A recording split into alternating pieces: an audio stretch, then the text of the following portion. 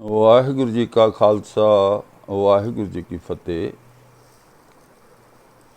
ਵਿਚਾਰ ਲੜੀ ਜੋ ਸਾਡੀ ਵਿਚਿੱਤਰ ਨਾਟਕ ਦਸਮ ਗ੍ਰੰਥ ਉੱਪਰ ਚੱਲ ਰਹੀ ਹੈ ਉਸ ਨੂੰ ਅੱਗੇ ਤੋਰਦੇ ਹਾਂ। ਪਿਛਲੀ ਇੱਕ ਵੀਡੀਓ ਵਿੱਚ ਅਸੀਂ ਵਿਚਾਰ ਕੀਤੀ ਸੀ ਕਿ ਕਿਵੇਂ ਸਾਡੇ ਵਿਦਵਾਨ ਪੂਰਾ ਜ਼ੋਰ ਲਾ ਕੇ ਕਿਸੇ ਤਰੀਕੇ ਨਾਲ ਵੀ ਇਹ ਸਿੱਧ ਕਰਨ 'ਤੇ ਤੁਲੇ ਹੋਏ ਹਨ ਕਿ ਵਿਚਿੱਤਰ ਨਾਟਕ ਜਿਸ ਨੂੰ ਦਸਮ ਗ੍ਰੰਥ ਕਹਿਣ ਲੱਗ ਗਏ ਹਨ, ਇਹ ਗੁਰੂ ਗੋਬਿੰਦ ਸਿੰਘ ਜੀ ਦੀ ਮੁੱਖ ਵਾਕ ਰਚਨਾ ਹੈ। ਅਸੀਂ ਵਿਚਾਰ ਕਰ ਰਹੇ ਹਾਂ ਇੱਕ ਵੀਡੀਓ ਦੀ ਜਿਹੜੀ ਸਾਡੇ ਸਤਿਕਾਰਯੋਗ ਵੀਰ ਡਾਕਟਰ ਹਰਪਾਲ ਸਿੰਘ ਪੰਨੂ ਜੀ ਨੇ ਪਾਈ ਹੈ। ਉਸ ਦੇ ਉੱਤੇ ਵਿਚਾਰ ਹੋ ਗਈ ਸੀ। ਇੱਕ ਪੁਆਇੰਟ ਜਿਹੜਾ ਬਾਕੀ ਬਚ ਗਿਆ ਸੀ ਉਹ ਤੁਹਾਨੂੰ ਅੱਜ ਉਸ ਵੀਡੀਓ ਵਿੱਚੋਂ ਮੈਂ ਇੱਕ ਬਾਈਟ ਸੁਣਾਵਾਂਗਾ, ਫਿਰ ਮੈਂ ਆਪਣੀ ਵਿਚਾਰ ਅੱਗੇ ਰੱਖਾਂਗਾ। ਕਿਉਂਕਿ ਜੋ ਅੱਜ ਸਿੱਖ ਸਮਾਜ ਵਿੱਚ ਪ੍ਰੋਬਲਮ ਇਹ ਹੈ ਕਿ ਆਮ ਸਿੱਖ ਪੜ੍ਹਦਾ ਨਹੀਂ, ਉਹ ਜਿਹੜੇ ਸਾਡੇ ਵੱਡੇ ਵੱਡੇ ਵਿਦਵਾਨ ਨੇ ਉਹਨਾਂ ਨੇ ਪੂਰਾ ਜ਼ੋਰ ਲਾ ਕੇ ਸਾਡੇ ਕਥਾਵਾਚਕਾਂ ਨੇ, ਸਾਡੇ ਪ੍ਰਚਾਰਕਾਂ ਨੇ ਸੰਗਤਾਂ ਦੇ ਮਨ ਵਿੱਚ ਇਹ ਗੱਲ ਪੱਕੀ ਕਰ ਦਿੱਤੀ ਕਿ ਇਹ ਦਸ਼ਮੇਸ਼ ਪਿਤਾ ਦੀ ਬਾਣੀ ਹੈ। ਅਤੇ ਅਸੀਂ ਹੁਣ ਉਸ ਨੂੰ ਸਮਝਾਂਗੇ ਕਿ ਸਾਡੇ ਦਸ਼ਮੇਸ਼ ਪਿਤਾ ਜੀ ਇਹੋ ਜਿਹੀ ਬਾਣੀ ਲਿਖ ਸਕਦੇ ਆ। ਜਿਹੜਾ ਇਤਿਹਾਸਕ ਪੱਖ ਵੱਲੋਂ ਅੱਜ ਅਸੀਂ ਵਿਚਾਰ ਕਰਨੀ ਹੈ ਕਿ ਡਾਕਟਰ ਸਾਹਿਬ ਕਹਿ ਰਹੇ ਨੇ ਕਿ ਜਦੋਂ ਗੁਰੂ ਗੋਬਿੰਦ ਸਿੰਘ ਜੀ ਦਾ ਅੰਤਮ ਸਮਾਂ ਨੰਦੇੜ ਵਿਖੇ ਆਇਆ ਤਾਂ ਉਹਨਾਂ ਤੋਂ ਸਿੱਖਾਂ ਨੇ ਸਵਾਲ ਪੁੱਛਿਆ। ਸਿੱਖਾਂ ਵਿੱਚ ਨਾਮ ਕਿਸ ਦਾ ਲੈਂਦੇ ਨੇ? ਭਾਈ ਨੰਦ ਲਾਲ ਜੀ ਦਾ ਅਤੇ ਭਾਈ ਦਇਆ ਸਿੰਘ ਜੀ ਦਾ। ਦੋਨੋਂ ਸਿੱਖ ਧਰਮ ਵਿੱਚ ਬਹੁਤ ਹੀ ਸਤਿਕਾਰਤ ਸਿੱਖ ਹਨ ਅਤੇ ਇਹਨਾਂ ਨੇ ਤਰੀਕਾ ਹੀ ਇਹ ਅਪਣਾਇਆ ਹੈ ਕਿ ਵੱਡੇ ਵੱਡੇ ਮਹਾਨ ਸਿੱਖਾਂ ਦੇ ਨਾਮ ਵਰਤ ਕੇ ਉਹਨਾਂ ਦੇ ਨਾਂ ਉੱਤੇ ਗੱਲਾਂ ਲਿਖ ਕੇ ਗੁਰੂ ਗੋਬਿੰਦ ਸਿੰਘ ਤੋਂ ਮੁਖ ਤੋਂ ਕਹੀਆਂ ਹੋਈਆਂ ਬਣਾ ਕੇ ਸੰਗਤਾਂ ਵਿੱਚ ਪੇਸ਼ ਕਰਨਾ ਤਾਂ ਕਿ ਕਿਸੇ ਨੂੰ ਕੋਈ ਸਵਾਲ ਕਰਨ ਦਾ ਮੌਕਾ ਹੀ ਨਾ ਮਿਲੇ। ਕਿਉਂਕਿ ਹਰ ਵੀਰ ਭੈਣ ਗੁਰੂ ਗੋਬਿੰਦ ਸਿੰਘ ਜੀ ਦਾ ਸਤਿਕਾਰ ਕਰਦਾ ਹੈ, ਹਰ ਵੀਰ ਭੈਣ ਭਾਈ ਦਇਆ ਸਿੰਘ ਜੀ ਦਾ ਸਤਿਕਾਰ ਕਰਦਾ ਹੈ, ਹਰ ਵੀਰ ਭੈਣ ਨੰਦ ਲਾਲ ਜੀ ਦਾ ਸਤਿਕਾਰ ਕਰਦਾ ਹੈ। ਅਤੇ ਉਹਨਾਂ ਦਾ ਨਾਮ ਵਰਤ ਕੇ ਇਹ ਵਿਚਿੱਤਰ ਨਾਟਕ ਸਾਡੇ 'ਤੇ ਥੋਪਣਾ ਚਾਹੁੰਦੇ ਹਾਂ। ਅਤੇ ਅੱਜ ਆਓ ਅਸੀਂ ਸੁਣਦੇ ਹਾਂ ਕਿ ਭਾਈ ਸਾਹਿਬ ਇਸ ਬਾਰੇ ਕੀ ਕਹਿ ਰਹੇ ਨੇ। ਤੁਸੀਂ ਹੁਕਮ ਕਰੋਗੇ ਜੇ ਅਸੀਂ ਉਹਨੂੰ ਆਪਣਾ ਆਗੂ ਮੰਨਾਂਗੇ। ਤਾਂ ਮਹਾਰਾਜ ਨੇ ਉੱਥੇ ਫਰਮਾਇਆ ਕਿ ਮੇਰੀ ਰੂਹ ਦੇ, ਮੇਰੀ ਆਤਮਾ ਦੇ ਦੀਦਾਰ ਕਰਨੇ ਹੋਣ ਤਾਂ ਤੁਸੀਂ ਗੁਰੂ ਗ੍ਰੰਥ ਸਾਹਿਬ ਦੀ ਬਾਣੀ ਦਾ ਪਾਠ ਕਰਨਾ, ਗੁਰੂ ਗ੍ਰੰਥ ਸਾਹਿਬ ਨੂੰ ਮੱਥਾ ਟੇਕਣਾ। ਜੇ ਤੁਸੀਂ ਮੇਰੀ ਸ਼ਕਲ ਦੇ ਦਰਸ਼ਨ ਕਰਨੇ ਹੋਣ ਤਾਂ ਗੁਰੂ ਖਾਲਸਾ ਪੰਥ ਮੇਰੀ ਸ਼ਕਲ ਹੈ ਜੀ। ਤਾਂ ਤੁਹਾਡੇ ਗੁਰੂ ਜਿਸਮਾਨੀ ਤੌਰ 'ਤੇ ਗੁਰੂ ਪੰਥ ਹੋਣਗੇ ਤੇ ਰੂਹਾਨੀ ਤੌਰ ਤੇ ਗੁਰੂ ਗ੍ਰੰਥ ਸਾਹਿਬ। ਇਹਦੇ ਬਾਰੇ ਕੋਈ ਵਿਵਾਦ ਹੀ ਨਹੀਂ। ਫਿਰ ਸਿੱਖਾਂ ਨੇ ਪੁੱਛਿਆ ਜੀ ਆਪ ਜੀ ਦੀ ਬਾਣੀ ਦਾ ਕੀ ਸਥਾਨ ਹੋਏਗਾ? ਮਹਾਰਾਜ ਨੇ ਕਿਹਾ ਅਸਾਂ ਦੇ ਗ੍ਰੰਥ ਨੂੰ ਛੋਟਾ ਭਰਾ ਜਾਣ ਕੇ ਮੰਨਣਾ, ਅਸਾਂ ਦੇ ਗ੍ਰੰਥ ਨੂੰ ਅਸਾਂ ਦੀ ਖੇਡ ਸਮਝਣਾ। ਅੱਛਾ, ਇਹ ਬਚਨ ਰਿਕਾਰਡਡ ਨੇ। ਇਹ ਬਚਨ ਭਾਈ ਨੰਦ ਲਾਲ ਤੇ ਭਾਈ ਦਇਆ ਸਿੰਘ ਜਿਹੜੇ ਦੋ ਸ਼੍ਰੋਮਣੀ ਸਿੱਖ ਸਨ, ਲੇਕਿਨ ਬਾਕੀ ਦੀ ਸੰਗਤ ਵੀ ਮੌਜੂਦ ਸੀ ਨੰਦੇੜ। ਉਹਨਾਂ ਦੇ ਸਾਹਮਣੇ ਇਹ ਹੋਏ ਤੇ ਕੇਸਰ ਸਿੰਘ ਛਿੱਬਰ ਹੋਰਾਂ ਨੇ ਆਪਾਂ ਨੂੰ ਇਹ ਡਿਟੇਲਸ ਦਿੱਤੀਆਂ ਨੇ, ਹੋਰ ਵੀ ਕੁਝ ਗ੍ਰੰਥਕਾਰਾਂ ਨੇ ਦਿੱਤੀਆਂ ਨੇ। ਤੋ ਇੱਕ ਤਾਂ ਇਹ ਨਿਸ਼ਚਿਤ ਹੈ ਕਿ ਸ਼੍ਰੋਮਣੀ ਗ੍ਰੰਥ ਸਾਡਾ ਗੁਰੂ ਗ੍ਰੰਥ ਹੈ, ਇਹਦੇ 'ਚ ਕਿਸੇ ਨੂੰ ਭੁਲੇਖਾ ਨਹੀਂ, ਇਹਦੇ 'ਚ ਕੋਈ ਵਿਵਾਦ ਨਹੀਂ ਜੀ। ਰਹੀ ਗੱਲ ਕਿ ਕੌਣ ਦਸਮ ਗ੍ਰੰਥ ਦਾ ਵਿਰੋਧੀ ਹੈ, ਕੌਣ ਦਸਮ ਗ੍ਰੰਥ ਦਾ ਸਮਰਥਕ ਹੈ, ਇਹ ਹੁਣ ਤੱਕ ਮੈਂ ਜੋ ਅਧਿਐਨ ਕੀਤਾ ਉਹਦੇ 'ਚ 3 ਸ਼੍ਰੇਣੀਆਂ ਪਾਈਆਂ ਗਈਆਂ ਸਿੱਖ ਵਿਦਵਾਨਾਂ ਦੀਆਂ ਜੀ। ਇੱਕ ਉਹ ਸ਼੍ਰੇਣੀ ਹੈ ਵਿਦਵਾਨਾਂ ਦੀ ਜਿਹੜੀ ਕਹਿੰਦੀ ਹੈ ਕਿ ਸਾਰਾ ਦਸਮ ਗ੍ਰੰਥ ਦਸਮ ਪਾਤਸ਼ਾਹ ਜੀ ਦੀ ਰਚਨਾ ਹੈ ਜੀ, ਬਿਲਕੁਲ। ਦੂਸਰੀ ਸ਼੍ਰੇਣੀ ਇਹ ਕਹਿੰਦੀ ਹੈ ਕਿ ਕੁਛ ਬਾਣੀਆਂ ਗੁਰੂ ਦਸਮ ਪਾਤਸ਼ਾਹ ਦੀਆਂ ਨੇ, ਕੁਛ ਬਾਣੀਆਂ ਉਹਨਾਂ ਦੇ ਦਰਬਾਰੀ ਕਵੀਆਂ ਦੀਆਂ ਜੀ, ਇਹ ਨਹੀਂ। ਤੀਸਰੀ ਸ਼੍ਰੇਣੀ ਇਹ ਕਹਿੰਦੀ ਹੈ ਕਿ ਸਾਰੇ ਦਾ ਸਾਰਾ ਦਸਮ ਗ੍ਰੰਥ ਭਗਤਾਂ ਦਾ, ਉਹਨਾਂ ਦੇ ਦਰਬਾਰੀ ਕਵੀਆਂ ਦੇ, ਗੁਰੂ ਗੋਬਿੰਦ ਸਿੰਘ ਜੀ ਦੀ ਇਹਦੇ 'ਚ ਉਹ ਕੋਈ ਵੀ ਰਚਨਾ ਨਹੀਂ ਹੈ ਜੀ। ਮੈਂ ਇਹ ਜਿਹੜੀ ਵਿਚਕਾਰ ਦੀ ਸ਼੍ਰੇਣੀ ਹੈ ਨਾ, ਕੁਛ ਮਹਾਰਾਜ ਦੀਆਂ ਬਾਣੀਆਂ ਹੈਗੀਆਂ, ਕੁਛ ਨਹੀਂ ਹਨ। ਇਹ ਸ਼੍ਰੇਣੀ ਜਿਹੜੀ ਸਭ ਤੋਂ ਕਮਜ਼ੋਰ ਸ਼੍ਰੇਣੀ ਹੈ। ਇਹ ਡਰਦੇ ਨਿਰਣਾ ਨਹੀਂ ਲੈ ਸਕਦੇ। ਮਸਲਨ ਡਰ ਇਹਨਾਂ ਨੂੰ ਕੀ ਹੈ?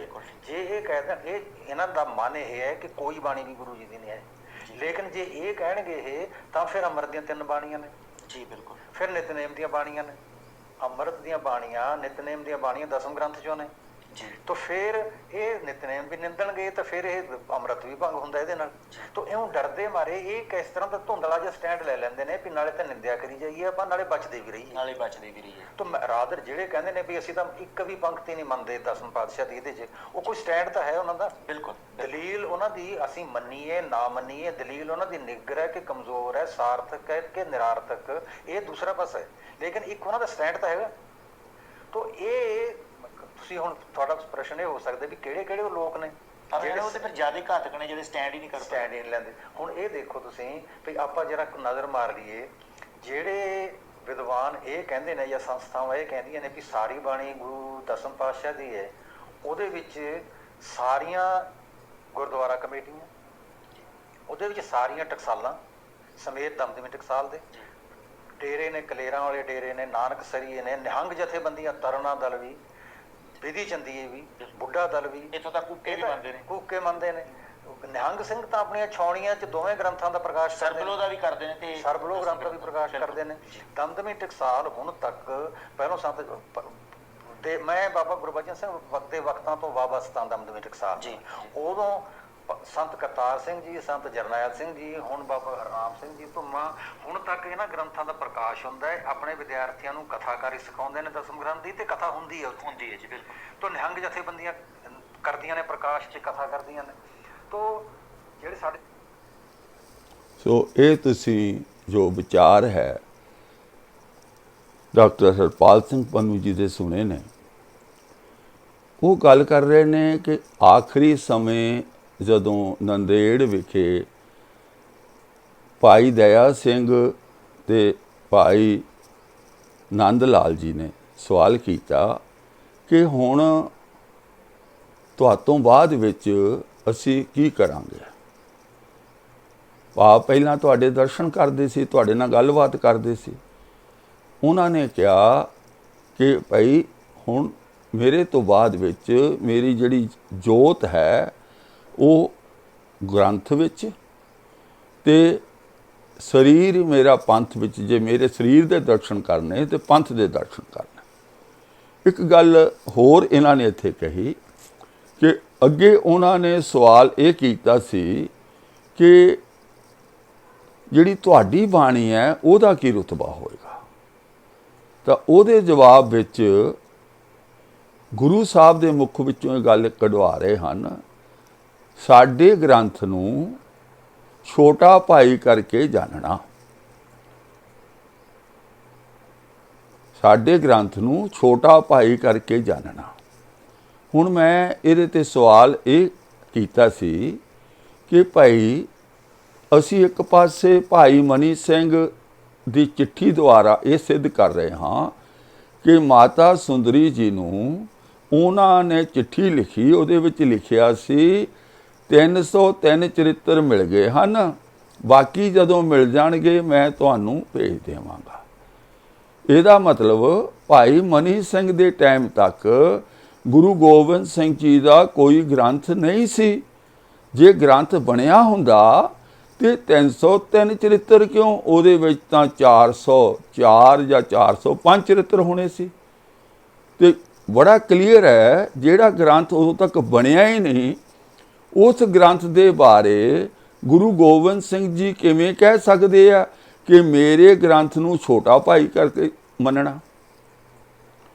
ਹੋਰ ਜਿਹੜਾ ਨੁਕਤਾ ਅਸੀਂ ਇੱਥੇ ਵਿਚਾਰ ਕਰਨਾ ਉਹ ਬੜਾ ਹੀ ਅਹਿਮ ਹੈ ਕਿ ਭਾਈ ਨੰਦ ਲਾਲ ਜੀ ਜਦੋਂ ਗੁਰੂ ਗੋਬਿੰਦ ਸਿੰਘ ਜੀ ਨੇ ਆਨੰਦਪੁਰ ਸਾਹਿਬ ਦਾ ਕਿਲਾ ਛੱਡਿਆ ਔਰ ਆਨੰਦਪੁਰ ਸਾਹਿਬ ਦਾ ਕਿਲਾ ਛੱਡਣ ਤੋਂ ਬਾਅਦ ਦੇ ਵਿੱਚ ਭਾਈ ਨੰਦ ਲਾਲ ਜੀ ਦਾ ਕਿਤੇ ਵੀ ਜ਼ਿਕਰ ਨਹੀਂ ਹੈ ਇਤਿਹਾਸਕ ਬਹੁਤ ਸਾਰੇ ਗ੍ਰੰਥ ਮੈਂ ਪੜ੍ਹੇ ਆ ਉਹਦੇ ਵਿੱਚ ਨਾ ਤਾਂ ਸਰਸਾ ਨਦੀ ਦੇ ਕਿਨਾਰੇ ਤੇ ਭਾਈ ਨੰਦ ਲਾਲ ਦਾ ਜ਼ਿਕਰ ਆਉਂਦਾ ਨਾ ਚਮਕੌਰ ਦੇ ਯੁੱਧ ਦੇ ਵਿੱਚ ਭਾਈ ਨੰਦ ਲਾਲ ਜੀ ਦਾ ਜ਼ਿਕਰ ਆਉਂਦਾ ਨਾ ਮੁਕਤਸਰ ਦੀ ਜੰਗ ਵੇਲੇ ਭਾਈ ਨੰਦ ਲਾਲ ਜੀ ਦਾ ਜ਼ਿਕਰ ਆਉਂਦਾ ਨਾ ਜਿਹੜੇ ਸਮਾਂ ਗੁਰੂ ਸਾਹਿਬ ਬਠਿੰਡਾ ਵਿੱਚ ਰਹੇ ਹਨ, ਉਸ ਸਮੇਂ ਦੇ ਵਿੱਚ ਵੀ ਭਾਈ ਨੰਦ ਲਾਲ ਜੀ ਦਾ ਸਾਬੋ ਕੀ ਤਲਵੰਡੀ ਵਿੱਚ ਵੀ ਕੋਈ ਜ਼ਿਕਰ ਨਹੀਂ ਆਉਂਦਾ। ਹੁਣ ਸਵਾਲ ਪੈਦਾ ਹੁੰਦਾ ਹੈ ਕਿ ਸੰਨ 1705 ਈਸਵੀ ਵਿੱਚ ਗੁਰੂ ਗੋਬਿੰਦ ਸਿੰਘ ਜੀ ਨੇ ਅਨੰਦਪੁਰ ਸਾਹਿਬ ਛੱਡਿਆ ਤਾਂ 1705 ਦਸੰਬਰ ਤੋਂ ਲੈ ਕੇ 1708 ਅਕਤੂਬਰ ਤੱਕ ਭਾਈ ਨੰਦ ਲਾਲ ਦਾ ਕਿਤੇ ਕੋਈ ਜ਼ਿਕਰ ਹੀ ਨਹੀਂ ਹੈ।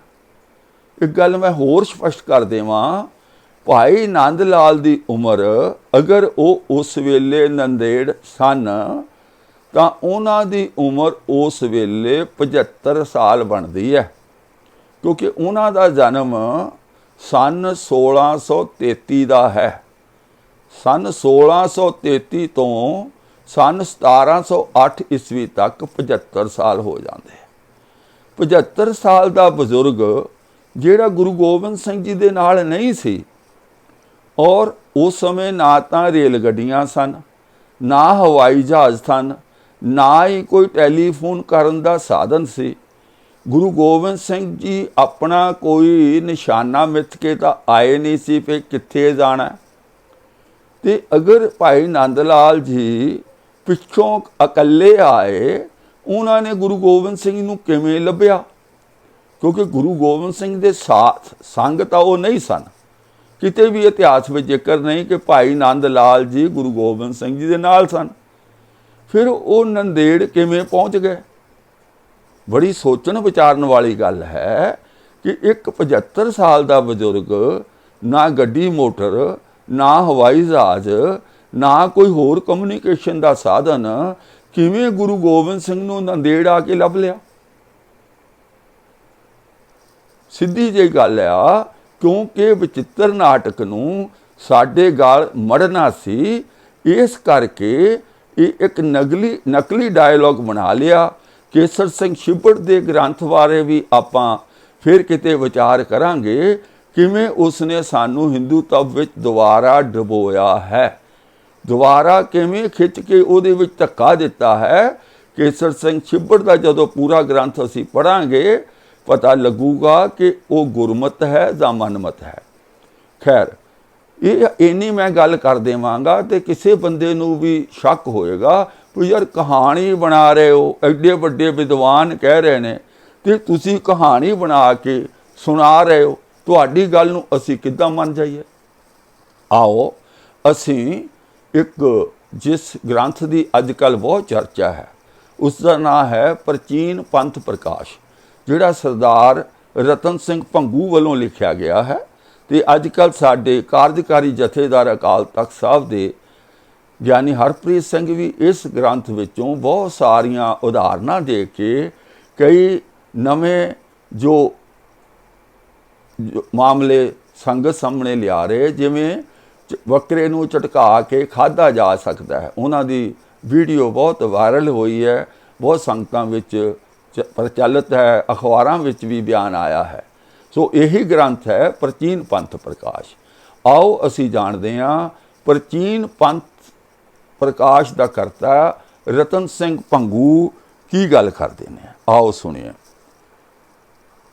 अब बंदे बहादुर को आखिरी प्रसंग लिखे थे। तुर्का ने माता जी तो बंदे नूं चिट्ठी लिखवाई ते उसका उत्तर होया ये कि जिहड़ा उस समय दा राजा सी, पहला बहादुर शाह सी, वो 1712 ईस्वी विच उसकी मौत हो गई। उसकी मौत तो बाद दे विच राज गद्दी ते जहानदार शाह 11 महीने ले बैठा, 12 तो लैके 13 ईस्वी तक, 1712 तो लैके 1713। 1713 ईस्वी विच जो बहादुर शाह का पोतरा फर्खसियार राज गद्दी ते बैठा। बाबा बंदा सिंह जी बहादुर महान सिख कौम के योधे जरनैल ने सरहद की इट ना इट खड़काई और थोड़े समय विच अज दा हरियाणा, हिमाचल प्रदेश, पंजाब, जम्मू कश्मीर का कुछ हिस्सा सारे ही ਮੁਗਲ ਹਕੂਮਤ ਦੀ ਜੜ ਉਖਾੜ ਦਿੱਤੀ। ਮੁਗਲ ਹਕੂਮਤ ਨੂੰ ਭਾਜਣਾ ਪੈ ਗਈਆਂ। ਬਾਬਾ ਬੰਦਾ ਸਿੰਘ ਦੀ ਬਹਾਦਰ ਦੇ ਨਾਂ ਤੋਂ ਇੰਨਾ ਤਰਾਣ ਲੱਗ ਗਏ, ਇੰਨਾ ਡਰਨ ਲੱਗ ਗਏ ਕਿ ਇਹਨਾਂ ਮੁਗਲਾਂ ਨੂੰ ਰਾਤ ਨੂੰ ਵੀ ਸੁਪਨੇ ਆਉਂਦੇ ਸਨ। ਬਹੁਤ ਬਹਾਦਰ ਜਰਨੈਲ, ਔਰ ਉਹਦੇ ਨਾਂ ਦੇ ਨਾਲ ਇੰਨੀਆਂ ਕਹਾਣੀਆਂ ਜੋੜ ਦਿੱਤੀਆਂ ਕਿ ਉਹ ਕਰਾਮਾਤੀ ਹੈ, ਉੱਡ ਕੇ ਚਲਾ ਜਾਂਦਾ। ਮਤਲਬ ਇੰਨਾ ਡਰ ਪੈ ਗਿਆ, ਸਹਿਮ ਪੈ ਗਿਆ। ਹਰ ਵੇਲੇ ਬੰਦਾ ਸਿੰਘ ਬਹਾਦਰ ਤੋਂ ਡਰਦੇ ਸਨ। ਆਖਰ ਬਾਦਸ਼ਾਹ ਨੇ, ਫਰਖਸੀਅਰ ਨੇ ਆਪਣੇ ਵਜ਼ੀਰਾਂ ਦੀ, ਜਰਨੈਲਾਂ ਦੀ ਮੀਟਿੰਗ ਬੁਲਾਈ। ਮੀਟਿੰਗ ਦੇ ਵਿੱਚ ਉਸਨੇ ਪਾਨਾਂ ਦੇ ਬੀੜੇ ਤੇ ਕਿਰਪਾਨ, ਤਲਵਾਰ ਸਾਹਮਣੇ ਰੱਖ ਦਿੱਤੀ ਔਰ ਕਿਹਾ ਵੀ ਕੋਈ ਬਹਾਦਰ ਹੈ ਜਿਹੜਾ ਬੰਦਾ ਸਿੰਘ ਬਹਾਦਰ ਨੂੰ ਫੜ ਕੇ ਲਿਆ ਹੈ। ਸਾਰੇ ਜਿੰਨੇ ਉੱਥੇ ਸਨ ਉਹ ਥਰ ਥਰ ਕੇ ਕੰਬਣ ਲੱਗ ਗਏ ਕਿ ਹੈ ਇਹ ਕੀ ਗੱਲ ਹੋ ਗਈ। ਸਾਰਿਆਂ ਨੂੰ ਡਰ ਪੈ ਗਿਆ ਕਿ ਕਿਤੇ ਐਸਾ ਨਾ ਹੋਵੇ ਕਿ ਸਾਡਾ ਨਾਂ ਹੀ ਲੈ ਦਿੱਤਾ ਜਾਵੇ। ਫਿਰ ਕੀ ਕਰਾਂਗੇ? ਆਓ ਅਸੀਂ ਉਹਨਾਂ ਦੀ ਇਬਾਰਤ ਪੜ੍ਹਦੇ ਹਾਂ। ਕੀ ਲਿਖਿਆ ਹੋਇਆ? ਕੀ ਇਹ ਮੀਟਿੰਗ ਕਿਉਂ ਬੁਲਾਉਣੀ ਪਈ? 3 ਫੌਜਦਾਰ ਮਾਰੇ ਜਬ ਪਰੀ ਵੱਡੀ ਤਬ ਢਾਂਕ। ਬੰਦਾ ਬਹਾਦਰ ਨੇ ਫਰਖਸੀਅਰ ਦੇ 3 ਫੌਜਦਾਰਾਂ ਨੂੰ ਮਾਰ ਦਿੱਤਾ। ਜਦੋਂ 3 ਫੌਜਦਾਰਾਂ ਨੂੰ ਇਕੱਠਿਆਂ ਹੀ ਮਾਰ ਦਿੱਤਾ, ਇੱਕਦਮ ਡਰ ਪੈਦਾ ਹੋ ਗਿਆ। ਕੋ ਤੁਰਕ ਵੀ ਨਹਿ ਸਕੈ ਬੰਦੇ ਸਨਮੁਖ ਝਾਂਕ। ਕੋਈ ਵੀ ਤੁਰਕ ਬੰਦੇ ਵੱਲ ਨੂੰ ਦੇਖਣ ਦਾ ਹੀ ਹਿੰਮਤ ਨਹੀਂ ਕਰਦਾ ਸੀ, ਭਾਵ ਉਸ ਨੂੰ ਫੜਨ ਜਾਂ ਉਸ 'ਤੇ ਹਮਲਾ ਕਰਨ ਦੀ ਹਿੰਮਤ ਨਹੀਂ ਕਰਦੇ। ਤਬ ਦਿੱਲੀ ਮੈਂ ਕਹਿਵਤ ਪਈ ਆਵਤ ਬੰਦਾ ਦਿੱਲੀ ਤਾਈਂ। ਤਾਂ ਦਿੱਲੀ ਵਾਲੇ ਡਰ ਗਏ। ਮੰਨ ਲਓ ਉੱਬੜ ਕੇ ਉੱਠਦੇ ਸਨ, ਸੁਪਨੇ ਲੈਂਦੇ ਸਨ ਬੰਦਾ ਆ ਪਿਆ, ਬੰਦਾ ਆ ਪਿਆ। ਲਾਹੌਰ ਕਹੇ ਵੈ ਆਵੇ ਲਾਹੌਰ। ਲਾਹੌਰ ਵਾਲੇ ਕਹਿ ਰਹੇ ਸੀ ਲਾਹੌਰ ਆ ਰਿਹਾ। ਕਸ਼ਮੀਰ ਮੁਲਤਾਨ ਕਿਉਂ ਕੰਪੈ ਪਿਸ਼ੌਰ। ਸਾਰਾ ਇਲਾਕਾ ਉਹਦੇ ਭੈ ਦੇ ਵਿੱਚ, ਡਰ ਦੇ ਵਿੱਚ ਕੰਬ ਰਿਹਾ ਸੀ। ਤਬ ਸਦ ਪੁੱਛਿਓ ਵਜ਼ੀਰ ਸਲਾਹ। ਵਜ਼ੀਰਾਂ ਨੂੰ ਸੱਦ ਕੇ ਸਲਾਹ ਕਰਨ ਲੱਗਾ ਬਾਦਸ਼ਾਹ। ਆਪ ਸਦਕੋਏ ਟਿਗ ਪਾਤਸ਼ਾਹ। ਪਾਤਸ਼ਾਹ ਨੇ ਆਪਣੇ ਕੋਲ ਬੁਲਾਇਆ। ਪਾਨਾ ਬੀੜਾ ਧਰੀ ਸ਼ਮਸ਼ੀਰ। ਸ਼ਮਸ਼ੀਰ ਰੱਖ ਦਿੱਤੀ, ਪਾਨਾ ਦਾ ਬੀੜਾ ਰੱਖ ਦਿੱਤਾ। ਚੱਕੇ ਬੰਦੇ ਪੈ ਹੈ ਕੋਈ ਸ਼ੇਰ। ਕੋਈ ਸ਼ੇਰ ਬੰਦਾ ਹੈ, ਬਹਾਦਰ ਹੈ, ਤੇ ਇਹਨਾਂ ਨੂੰ ਚੱਕ ਕੇ ਬੰਦੇ ਬਹਾਦਰ ਨਾਲ ਯੁੱਧ ਕਰੇ ਜਾਂ ਉਹਨੂੰ ਫੜ ਕੇ ਲਿਆਵੇ। ਦੋਹਰਾ ਤੁਰਕ ਰਹੇ ਚੁੱਪ ਹੋਵੇ ਸਭੈ। ਉੱਤਰ ਕੋ ਨਾ ਦੇ ਬੰਦੇ ਪੈਨੇ ਕੋ ਚੜ੍ਹੈ। ਮਰਨੋਂ ਸਭ ਡਰੇ। ਸਾਰੇ ਮਰਨ ਤੋਂ ਡਰਦੇ ਸੀ। ਕਿਹੜਾ ਮੌਤ ਨੂੰ ਮਾਸੀ ਕਹੇ, ਕਿਹੜਾ ਮੌਤ ਦੇ ਹੱਥ ਵਿੱਚ, ਸ਼ੇਰ ਦੇ ਮੂੰਹ ਵਿੱਚ ਹੱਥ ਪਾਵੇ। ਤਬ ਤੁਰਕਨ ਨੇ ਜੋ ਕਰੀ ਬਾਤ। ਤੁਰਕਾਂ ਨੇ ਜਦ ਇਹ ਗੱਲ ਕੀ ਕੀਤੀ ਹੈ ਸਤਿਗੁਰੂ ਕੋ ਜੈ ਉਤਪਾਤ। ਇਹ ਜਿਹੜੀ ਉਤਪਾਤ ਹੈ ਨਾ, ਇਹ ਸਤਿਗੁਰੂ ਦਾ ਬਣਾਇਆ ਹੋਇਆ ਹੈ। ਜੈਸੇ ਕਬੀਲਾ ਹੈ ਤੁਮ ਪਾਸ। ਜਿਸੇ ਕਬੀਲਾ ਹੈ ਤੁਮ। ਉਸ ਗੁਰੂ ਗੋਬਿੰਦ ਸਿੰਘ ਜੀ ਦਾ ਬਣਾਇਆ ਹੋਇਆ ਬੰਦਾ ਬਹਾਦਰ ਹੈ, ਜਿਸ ਦਾ ਟੱਬਰ ਭਾਵ ਮਾਤਾ ਸਾਹਿਬ ਦੇਵਾਂ। ਇਹ ਗ੍ਰੰਥ ਦਾ ਕਰਤਾ ਮਾਤਾ ਸਾਹਿਬ ਦੇਵਾਂ ਦੀ ਗੱਲ ਜ਼ਿਆਦਾ ਹੈ। ਹਾਲਾਂਕਿ ਗ੍ਰੰਥ ਦੇ ਵਿੱਚ ਨਹੀਂ ਲਿਖਿਆ, ਪਰ ਅਰਥ ਕਰਨ ਵਾਲਾ ਮਾਤਾ ਸਾਹਿਬ ਦੇਵਾਂ ਲਿਖਦਾ। ਮਾਤਾ ਸੁੰਦਰੀ ਜੀ ਦਾ ਨਾਂ ਉਹ ਨਹੀਂ ਲਿਖਦਾ। ਭਾਵ ਜਿਸ ਦਾ ਟੱਬਰ ਤੁਹਾਡੇ ਕੋਲ ਇੱਥੇ ਹੈ। ਜਿਸੇ ਕਬੀਲਾ ਹੈ ਤੁਮ ਪਾਸ।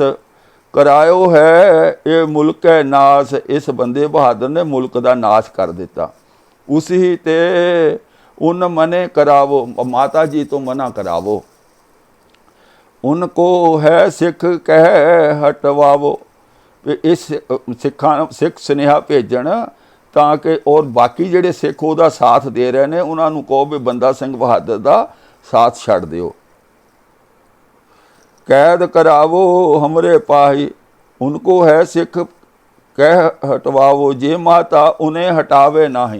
जे माता जी उन्होंने नहीं हटाउंदे तां उन्हां नूं कैद कर लो।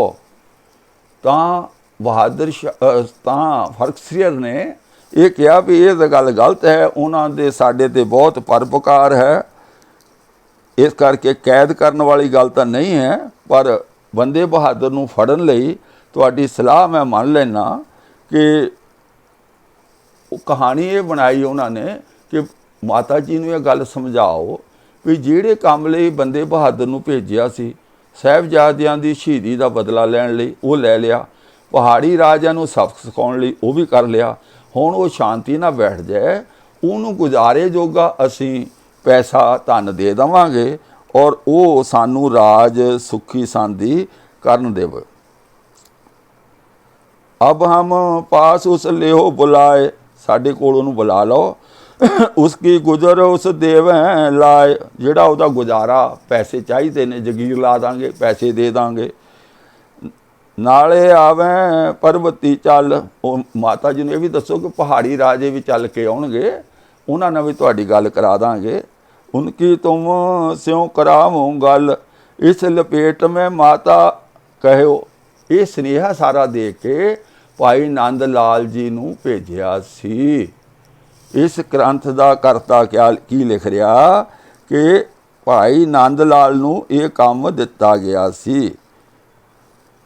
ਆ ਲਿਖਿਆ ਹੋਇਆ, ਤਬ ਭਾਈ ਨੰਦ ਲਾਲ ਬੁਲਾਇਓ, ਭਾਈ ਨੰਦ ਲਾਲ ਨੂੰ ਬੁਲਾਇਆ। ਕਿਉਂਕਿ ਭਾਈ ਨੰਦ ਲਾਲ ਲਿਖਿਆ ਹੋਇਆ, ਭਾਈ ਨੰਦ ਲਾਲ ਜੀ ਜੋ ਬਾਦਸ਼ਾਹੀ ਦੀਵਾਨ ਸਨ ਉਹਨਾਂ ਨੂੰ ਬੁਲਾਇਆ ਹੈ। ਉਹ ਪਹਿਲਾਂ ਜੋ ਹੈ ਬਹਾਦਰ ਸ਼ਾਹ ਦੇ ਦੀਵਾਨ, ਫਿਰ ਅੱਗੋਂ ਜਿਹੜਾ ਰਾਜਾ ਬਣਿਆ ਉਹਦੇ ਦੀਵਾਨ, ਜਹਾਨਦਾਰ ਦੇ, ਫਿਰ ਉਹ ਫਰਖਸ਼ੀਰ ਦੇ ਦੀਵਾਨ। ਭਾਈ ਨੰਦ ਲਾਲ ਜੀ ਦਿੱਲੀ ਬੈਠੇ ਹਨ। ਅਗਰ ਉਹ ਜਿਉਂਦੇ ਹਨ ਤਾਂ ਇਹ ਪ੍ਰਾਚੀਨ ਪੰਥ ਪ੍ਰਕਾਸ਼ ਦੇ ਕਰਤੇ ਅਨੁਸਾਰ ਨੰਦੇੜ ਨਹੀਂ, ਉਹ ਜਦੋਂ ਅਨੰਦਪੁਰ ਸਾਹਿਬ ਤੋਂ ਆਏ ਉਹ ਦਿੱਲੀ ਆ ਗਏ ਜਿੱਥੋਂ ਗਏ ਸੀ।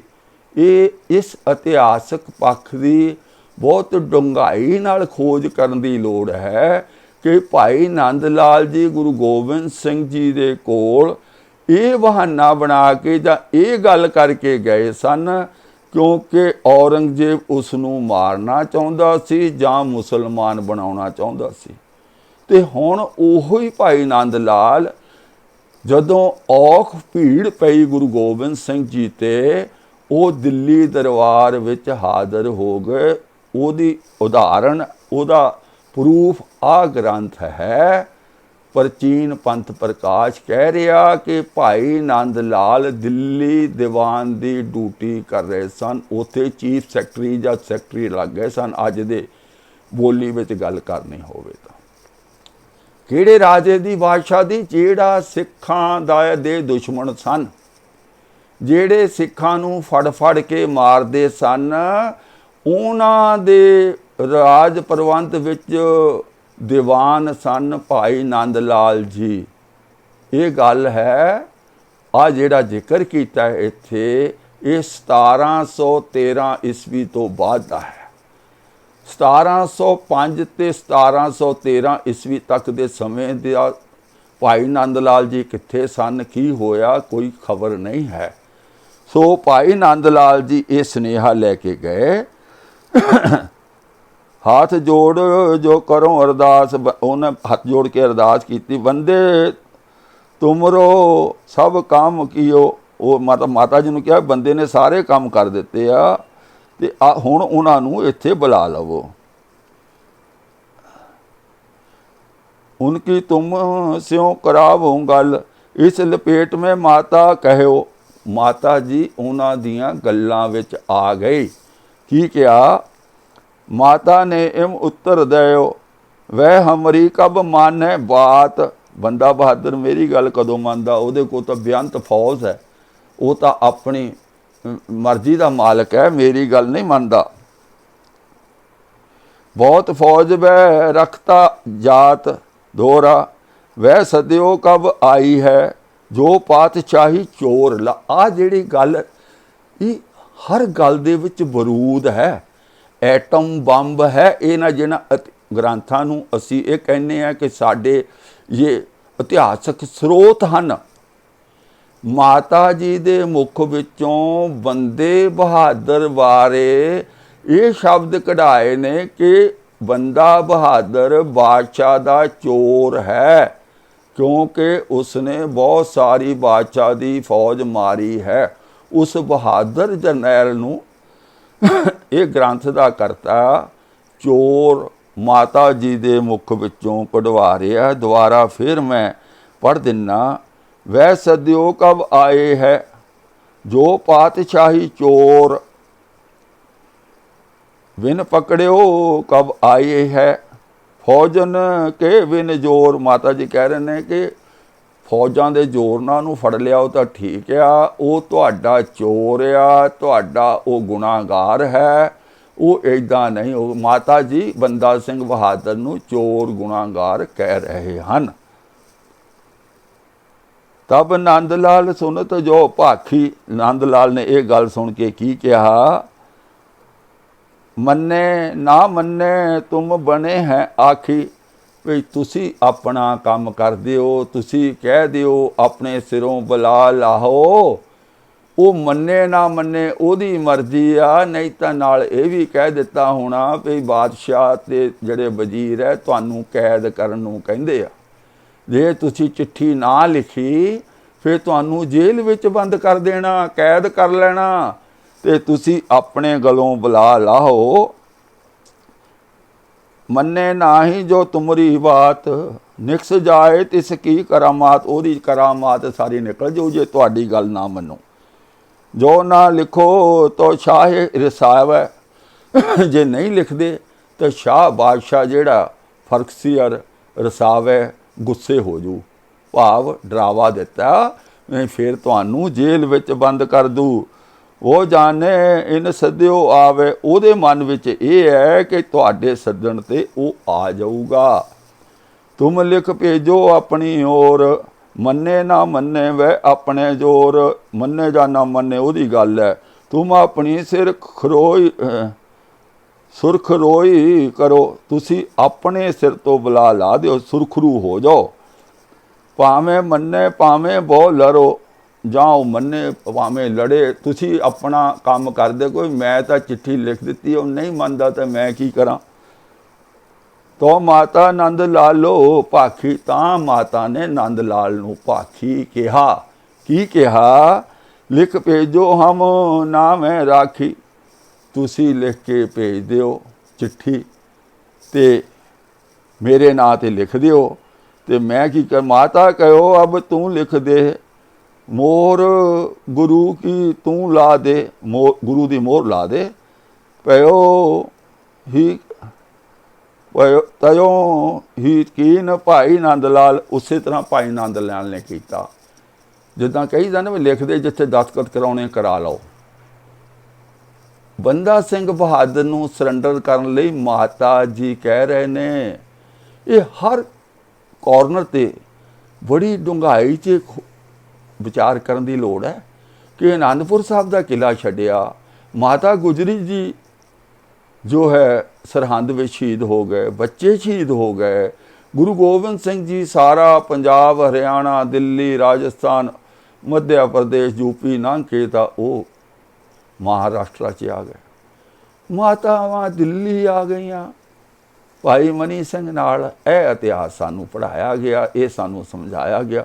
ਜਿਹਦਾ ਕਿਸੇ ਤਰ੍ਹਾਂ ਵੀ ਲੜਾਈ ਦੇ ਪੱਖ ਵਿੱਚੋਂ ਵਿਚਾਰਿਆਂ ਕੋਈ ਵੀ ਲੌਜਿਕ ਸਹੀ ਨਹੀਂ ਬੈਠਦਾ, ਪਰ ਜਾਣਾ ਖਾਣਾ ਹਰ ਬੰਦਾ ਵਿਦਵਾਨ ਇੱਥੇ ਹੀ ਅਟਕਿਆ ਹੋਇਆ, ਕੋਈ ਸੋਚਣ ਵਿਚਾਰਨ ਦੀ ਕੋਸ਼ਿਸ਼ ਨਹੀਂ ਕਰਦਾ ਵੀ ਇਹ ਗੁੰਝਲ ਕੀ ਹੈ। ਖੈਰ ਇਹ ਆਪਾਂ ਫੇਰ ਕਿਤੇ ਵਿਚਾਰਾਂਗੇ। ਤਿਉਂ ਹੀ ਕੀਨ ਭਾਈ ਨੰਦ ਲਾਲ, ਜੋ ਪਾਤਸ਼ਾਹੀ ਉਤੋ ਸਵਾਲ, ਦੋਹਰਾ ਤੁਰਤ ਹੁਕਮ ਸ਼੍ਰੀ ਗੁਰੂ ਕਾ, ਭੇਜਿਓ ਭਾਈ ਨੰਦ ਲਾਲ, ਸਿੱਖ ਲੈ ਪਹੁੰਚਤ ਭਇਓ, ਬੰਦੇ ਟਿਗ ਦਰਹਾਲ। ਫਟਾਫਟ ਬੰਦੇ ਦੇ ਇੱਕ ਸਿੱਖ ਦੇ ਕੋਲ ਹੁਕਮਨਾਮਾ ਲਿਖ ਕੇ ਭੇਜ ਦਿੱਤਾ।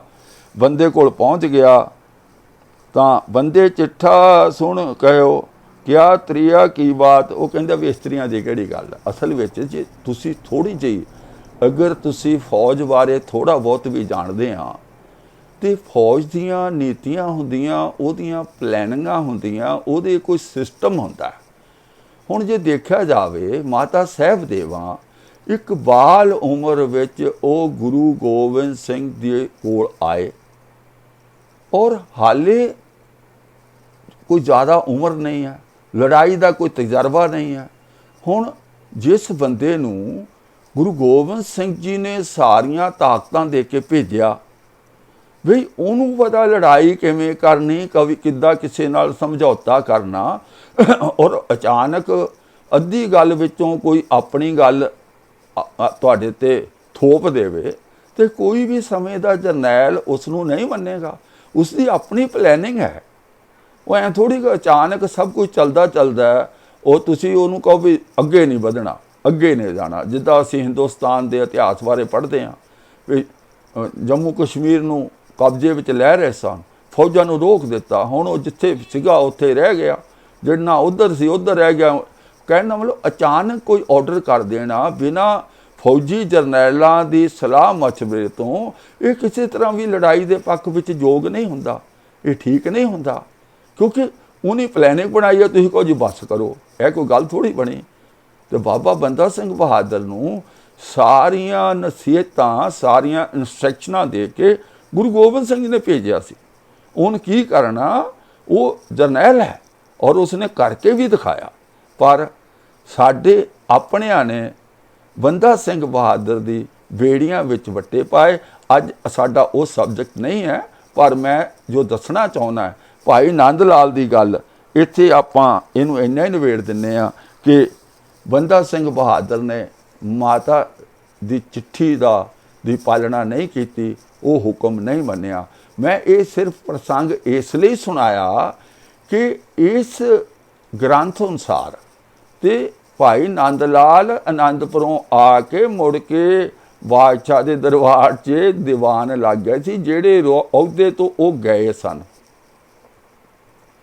ਉਹ ਕਿਉਂ ਹੋਇਆ, ਕਿਵੇਂ ਹੋਇਆ, ਉਹ ਇੱਕ ਬਹੁਤ ਡੂੰਘੀ ਖੋਜ ਅਧਿਐਨ ਦਾ ਵਿਸ਼ਾ ਹੈ। ਗੁਰੂ ਗੋਬਿੰਦ ਸਿੰਘ ਜੀ ਨੂੰ ਆਨੰਦਪੁਰ ਸਾਹਿਬ ਕਿਉਂ ਛੱਡਣਾ ਪਿਆ? ਜਿਹੜੀਆਂ ਕਹਾਣੀਆਂ ਸਾਨੂੰ ਸੁਣਾਈਆਂ ਜਾਂਦੀਆਂ ਨਾ, ਉਹ ਸਹੀ ਨਹੀਂ ਆ। 7 ਮਹੀਨੇ ਦਾ ਘੇਰਾ ਰਿਹਾ ਔਰ ਉਹ ਜਿਹੜੇ ਦੁਸ਼ਮਣ ਆ ਉੱਥੋਂ ਬਾਹਰੋਂ ਕਿਉਂ ਨਹੀਂ ਹਟੇ? ਉਹਨਾਂ ਨੂੰ ਕੌਣ ਅੰਦਰੋਂ ਜੋ ਹੈ CID ਦਿੰਦਾ ਸੀ ਗੁਰੂ ਗੋਬਿੰਦ ਸਿੰਘ ਦੇ ਬਾਰੇ ਵੀ ਖਾਣਾ ਮੁੱਕ ਗਿਆ ਜਾਂ ਅੰਦਰ ਕੀ ਹਾਲ ਹੈ, ਅੰਦਰ ਲੜਾਈ ਦਾ ਕਿੰਨਾ ਸਮਾਨ ਪਿਆ, ਬਹੁਤ ਕੁਝ ਹੁੰਦਾ ਲੜਾਈ ਦੇ ਮੈਦਾਨ ਵਿੱਚ। ਔਰ ਉਸੇ ਕਰਕੇ ਸਾਡੇ ਸਤਿਗੁਰੂ ਇੱਥੋਂ ਦੂਰ ਜਾ ਕੇ ਉੱਥੋਂ ਇੱਕ ਯੋਗ ਪਰਸਨ ਨੂੰ, ਬਾਬਾ ਬੰਦਾ ਸਿੰਘ ਬਹਾਦਰ ਨੂੰ ਤਿਆਰ ਕਰਕੇ ਭੇਜਦੇ ਨੇ। ਉਹਨਾਂ ਨੂੰ ਅੰਦਰ ਖਾਤੇ ਸਾਡੇ ਸਤਿਗੁਰਾਂ ਨੇ ਪਤਾ ਨਹੀਂ ਕਿਹੜੀਆਂ ਤਕੀਦਾਂ ਕੀਤੀਆਂ ਹੋਣੀਆਂ। ਬਾਬਾ ਬੰਦਾ ਸਿੰਘ ਬਹਾਦਰ ਨੇ ਆਪਣੇ ਜੌਹਰ ਵੀ ਦਿਖਾਏ। ਦੁਨੀਆ ਦੇ ਇਤਿਹਾਸ ਵਿੱਚ ਜੋ ਲਾਸਾਨੀ ਇਤਿਹਾਸ ਬਾਬਾ ਬੰਦਾ ਸਿੰਘ ਬਹਾਦਰ ਦਾ, ਖਾਸ ਕਰਕੇ ਸਿੱਖ ਇਤਿਹਾਸ ਵਿੱਚ, ਉਹ ਜਿਹਾ ਇਤਿਹਾਸ ਕਿਸੇ ਹੋਰ ਦਾ ਨਹੀਂ ਮਿਲਣਾ। ਉਹ ਥੋੜ੍ਹੀ ਜਿਹੀ ਰਿਸੋਰਸਿਸ ਦੇ ਨਾਲ ਬਾਬਾ ਬੰਦਾ ਸਿੰਘ ਬਹਾਦਰ ਨੇ ਤਰਥੱਲੀ ਮਚਾਤੀ, ਸਰਕਾਰ ਦੀਆਂ ਚੂਲਾਂ ਹਲਾਤੀਆਂ, ਜੜ੍ਹਾਂ ਹਲਾਤੀਆਂ। ਪਰ ਸਾਡੇ ਆਪਣਿਆਂ ਨੇ ਬਾਬਾ ਬੰਦਾ ਸਿੰਘ ਬਹਾਦਰ ਨਾਲ ਧੋਖਾ ਕਰਕੇ ਉਸ ਨੂੰ ਫੜਵਾ ਕੇ ਦੁਸ਼ਮਣਾਂ ਨਾਲ ਰਲ ਕੇ ਉਹਨਾਂ ਦੀ ਸ਼ਹੀਦੀ ਕਰਵਾਈ। ਉਹ ਅੱਗੇ ਬੜਾ ਲੰਮਾ ਆਪਾਂ ਵਿਚਾਰਾਂ ਕਰਾਂਗੇ, ਪਰ ਅੱਜ ਦਾ ਜਿਹੜਾ ਸਾਡਾ ਨੁਕਤਾ ਇਹ ਸੀ ਕਿ ਭਾਈ ਨੰਦ ਲਾਲ ਦਿੱਲੀ ਬੈਠੇ ਨੇ, ਹਜੂਰ ਸਾਹਿਬ ਨਹੀਂ ਗਏ। ਹੁਣ ਤੁਹਾਨੂੰ ਇੱਕ ਹੋਰ ਦੱਸਦਾ, ਕਿਉਂਕਿ ਸਾਡਾ ਇਤਿਹਾਸ ਕੁਝ ਇਸ ਤਰ੍ਹਾਂ ਲਿਖਿਆ। ਮੇਰੇ ਕੋਲ ਆ ਕਿਤਾਬਚਾ ਹੈ ਸਿੱਖ ਮਿਸ਼ਨਰੀ ਕਾਲਜ ਲੁਧਿਆਣਾ ਵੱਲੋਂ, ਉਹਦੀ 14 ਨੰਬਰ ਕਿਤਾਬ ਹੈ। ਕਿਤਾਬ ਦਾ ਨਾਮ ਹੈ, ਕਿਤਾਬਚੇ ਦਾ ਨਾਮ ਹੈ ਸਿੱਖ ਇਤਿਹਾਸ ਵਿੱਚੋਂ 94 ਸਾਖੀਆਂ। ਇਹਦੇ 17 ਨੰਬਰ ਪੰਨਾ ਵਿੱਚ ਉੱਤੇ ਲਿਖਿਆ ਹੋਇਆ ਹੈ ਕਿ ਭਾਈ ਨੰਦ ਲਾਲ ਸਿੰਘ ਜਿਹੜੇ ਨੇ ਉਹ ਸੰਨ 1705 ਤੋਂ ਪਹਿਲਾਂ ਆਨੰਦਪੁਰ ਸਾਹਿਬ ਛੱਡ ਗਏ ਸਨ ਅਤੇ ਮੁਲਤਾਨ, ਜਿੱਥੇ ਉਹਨਾਂ ਦਾ ਜੱਦੀ ਪਿੰਡ ਸੀ, ਜਿੱਥੇ ਦੇ ਉਹ ਰਹਿਣ ਵਾਲੇ ਸਨ, ਉੱਥੇ ਚਲੇ ਗਏ ਸਨ। ਔਰ 1705 ਈਸਵੀ ਵਿੱਚ ਭਾਈ ਨੰਦ ਲਾਲ ਦੀ ਉੱਥੇ ਮੌਤ ਹੋ ਗਈ ਸੀ। ਹੁਣ ਜੇ ਕਿਸੇ ਨੂੰ ਸ਼ੱਕ ਹੋਵੇ, ਸਿੱਖ ਮਿਸ਼ਨਰੀ ਕਾਲਜ ਨਾਲ ਸੰਪਰਕ ਕਰ ਸਕਦਾ ਹੈ ਕਿ ਭਾਈ ਇੱਧਰ ਸਾਡੇ ਵਿਦਵਾਨ ਤਾਂ ਕਹਿ ਰਹੇ ਨੇ ਭਾਈ ਨੰਦ ਲਾਲ ਜਿਹੜਾ ਹਜ਼ੂਰ ਸਾਹਿਬ ਗੁਰੂ ਗੋਬਿੰਦ ਸਿੰਘ ਜੀ ਦੇ ਨਾਲ ਗੱਲਾਂ ਬਾਤਾਂ ਕਰ ਰਹੇ ਸਨ 1708 ਈਸਵੀ ਵਿੱਚ, ਔਰ ਵਿਚਿੱਤਰ ਨਾਟਕ ਨੂੰ ਪ੍ਰਮਾਣਿਤ ਕਰਨ ਲਈ ਉਹ ਕਹਿ ਰਹੇ ਨੇ ਕਿ ਸਾਡੇ ਗ੍ਰੰਥ ਨੂੰ ਛੋਟਾ ਭਾਈ ਕਰਕੇ ਮੰਨਣਾ। ਔਰ ਸਿੱਖ ਮਿਸ਼ਨਰੀ ਕਾਲਜ ਵਾਲੇ ਕਹਿ ਰਹੇ ਨੇ ਕਿ ਭਾਈ ਨੰਦ ਲਾਲ ਦੀ ਮੌਤ ਸਨ 1705 ਈਸਵੀ ਵਿੱਚ ਹੋ ਗਈ ਸੀ। ਔਰ ਪ੍ਰਾਚੀਨ ਪੰਥ ਪ੍ਰਕਾਸ਼ ਦਾ ਕਰਤਾ ਕਹਿੰਦਾ ਕਿ ਭਾਈ ਨੰਦ ਲਾਲ ਜੀ ਤਾਂ ਦਿੱਲੀ ਜਾ ਕੇ ਬਾਦਸ਼ਾਹ ਦੇ ਦੀਵਾਨ ਲੱਗ ਗਏ ਸਨ। ਗੁਰੂ ਗੋਬਿੰਦ ਸਿੰਘ ਜੀ ਤੋਂ ਆ ਗਏ ਉੱਥੋਂ, ਪਤਾ ਨਹੀਂ ਕੀ ਕਿਹਾ ਹੋਏਗਾ, ਪਰ ਇੱਥੇ ਆ ਕੇ ਉਹ ਬਾਦਸ਼ਾਹ ਦੇ ਦੀਵਾਨ ਬਣ ਗਏ। ਹੁਣ ਭਈ ਅਸਲ ਵਿੱਚ ਸਾਡੇ PhD ਡਾਕਟਰਾਂ ਦਾ ਫਰਜ਼ ਤਾਂ ਇਹ ਬਣਦਾ ਇਹ ਸਾਰੀਆਂ ਗੁੰਝਲਾਂ ਨੂੰ ਸੋਲਵ ਕਰਨਾ, ਪਰ ਉਹ ਕੀ ਕਰ ਰਹੇ ਨੇ, ਉਹ ਵਿਚਿੱਤਰ ਨਾਟਕ ਨੂੰ ਸਾਡੇ ਤੇ ਥੋਪਣ ਲਈ ਕੁਛ ਨਾ ਇੱਧਰੋਂ ਜੋੜ ਉੱਧਰੋਂ ਜੋੜ ਕਰਕੇ ਤਾਂ ਸਾਡੇ ਤੇ ਬੋਝ ਪਾ ਕੇ ਵੱਡੇ ਵੱਡੇ ਨਾਮਾਂ ਦਾ ਭਾਰ ਪਾ ਕੇ ਭਾਈ ਦਇਆ ਸਿੰਘ ਦਾ ਨਾਮ ਵਰਤਣਗੇ, ਭਾਈ ਨੰਦ ਲਾਲ ਦਾ ਵਰਤਣਗੇ, ਗੁਰੂ ਗੋਬਿੰਦ ਸਿੰਘ ਜੀ ਦਾ ਵਰਤਣਗੇ। 1 ਪੁਆਇੰਟ ਪ੍ਰੋਗਰਾਮ ਹੈ ਕਿ ਵਿਚਿੱਤਰ ਨਾਟਕ ਨੂੰ ਦਸਮ ਗ੍ਰੰਥ ਬਣਾ ਕੇ ਗੁਰੂ ਗੋਬਿੰਦ ਸਿੰਘ ਦੀ ਕਿਰਤ ਬਣਾ ਕੇ ਸਾਡੇ ਉੱਤੇ ਲੱਦਣਾ ਹੈ। ਇਹ ਮੈਂ ਥੋੜ੍ਹੀਆਂ ਜਿਹੀਆਂ ਵਿਚਾਰਾਂ ਰੱਖੀਆਂ। ਅੱਜ ਦੇ ਵਿਚਾਰ ਇੱਥੇ ਸੰਕੋਚਦੇ ਹਾਂ, ਵਿਚਾਰਾਂ ਕਰਦੇ ਹਾਂ, ਕਈ ਤਰ੍ਹਾਂ ਦੀਆਂ ਭੁੱਲਾਂ ਗਲਤੀਆਂ ਹੋ ਗਈਆਂ ਹੋਣਗੀਆਂ, ਮਾਫ ਕਰਨਾ, ਅੱਗੇ ਤੋਂ ਕੋਸ਼ਿਸ਼ ਕਰਾਂਗੇ ਸਭ ਠੀਕ ਠਾਕ ਹੋਵੇ। ਆਓ ਇੱਕੋ ਹੀ ਬੇਨਤੀ ਵਾਰ-ਵਾਰ ਕਰਦੇ ਹਾਂ, ਜੇ ਇਹ ਉਦਮ ਚੰਗਾ ਲੱਗਦਾ ਮੇਰੇ ਚੈਨਲ ਨੂੰ ਸਬਸਕ੍ਰਾਈਬ ਕਰੋ, ਵੀਡੀਓ ਨੂੰ ਸਾਂਝਾ ਕਰੋ, ਲਾਈਕ ਕਰੋ, ਪਸੰਦ ਕਰੋ ਅਤੇ ਘੰਟੀ ਦਾ ਬਟਨ ਵੀ ਦਬਾ ਦਿਓ ਤਾਂ ਕਿ ਵੀਡੀਓ ਬਣਾਉਂਦਿਆਂ ਹੀ ਤੁਹਾਡੇ ਕੋਲ ਪਹੁੰਚ ਜਾਏ। ਆਓ ਫਤਿਹ ਬੁਲਾਈਏ। ਵਾਹਿਗੁਰੂ ਜੀ ਕਾ ਖਾਲਸਾ, ਵਾਹਿਗੁਰੂ ਜੀ ਕੀ ਫਤਿਹ।